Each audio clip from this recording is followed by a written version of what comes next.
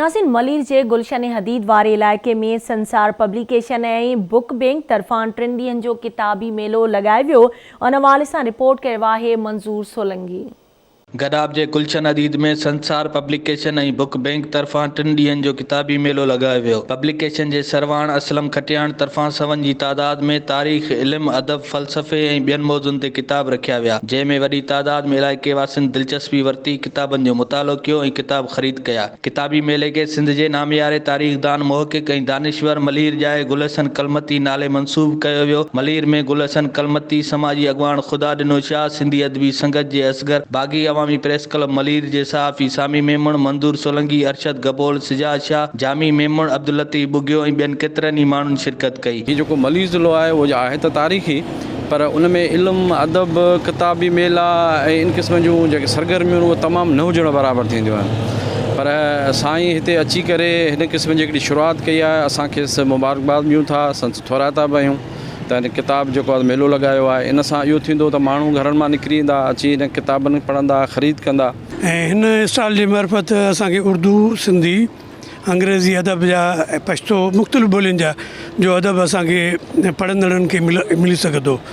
असीं सम्झूं था त हीअ अहिड़े क़िस्म जा अदबी मेला सिंध जे शहर शहर में, जर जंग में हुजणु खपनि, छाकाणि त जेको इल्म खां, किताब खां दूरी हुई उनखे असां पूरा करे सघूं।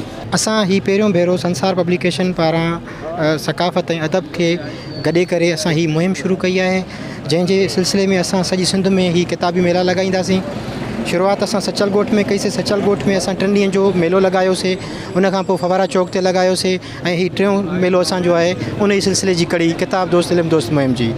सभ खां पहिरीं त असांजो जेको मक़सदु आहे उहो इहो आहे त असांजो नौजवान, असांजो माण्हू जेको आहे उहो किताब ॾे अची हिकिड़ी सकाफ़त, ॿियो पंहिंजे क़ौमी, पंहिंजे जेको आहे सिंधी क़ौम, उन खे उजागर करिणो आहे। इहो जेको आहे किताब ई असांजो जेको आहे हिकिड़ो सम्झो दोस्त आहे। इन सां मोहबत करणी, इन सां दोस्ती करणु गई। इन में जेको आहे असांजी सम्झो सकाफ़त बची सघे थी। इन पढ़ण सां इंसान में जे ज़हन में जेके केतिरियूं हर शहर में जेके किताबी मेला लॻणु घुरिजनि। असां सम्झूं था त सॼे सिंध में इन नमूने सां किताबनि जो बुक फेयर जी ज़रूरत आहे ऐं माण्हू दुकान ते नथो पहुची सघे त हिते पहुचे थो, किताब ख़रीद करे थो।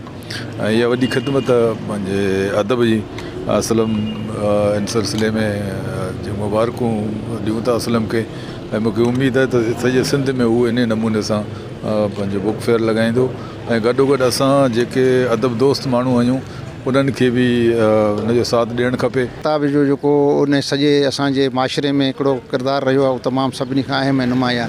सो अॼु इन खे वधीक माण्हुनि में हिकिड़ी सुजागी पैदा करण जे लाइ अॼु जेको हिते मेलो लॻायो वियो आहे उनखे जस्तुजां दोस्तनि खे जिन बि हिन में कंट्रीब्यूशन कयो आहे। कराची जी ॿेराड़नि में इन क़िस्म जा किताबी मेला मुसलसल लॻाया वञनि त इहो वक़्तु परे कोन्हे जॾहिं कराची जा मक़ामी माण्हू बाशऊर ऐं मुनज़म थी पंहिंजी बुनियादी इंसानी हक़नि जी हिफ़ाज़त ऐं इंसानी सहूलतनि खे कामयाबु थींदा। कैमरामैन अब्दुल लतीफ़ बुगियो सां गॾु मंजूर सोलंगी, आवाज़ TV, गडाब।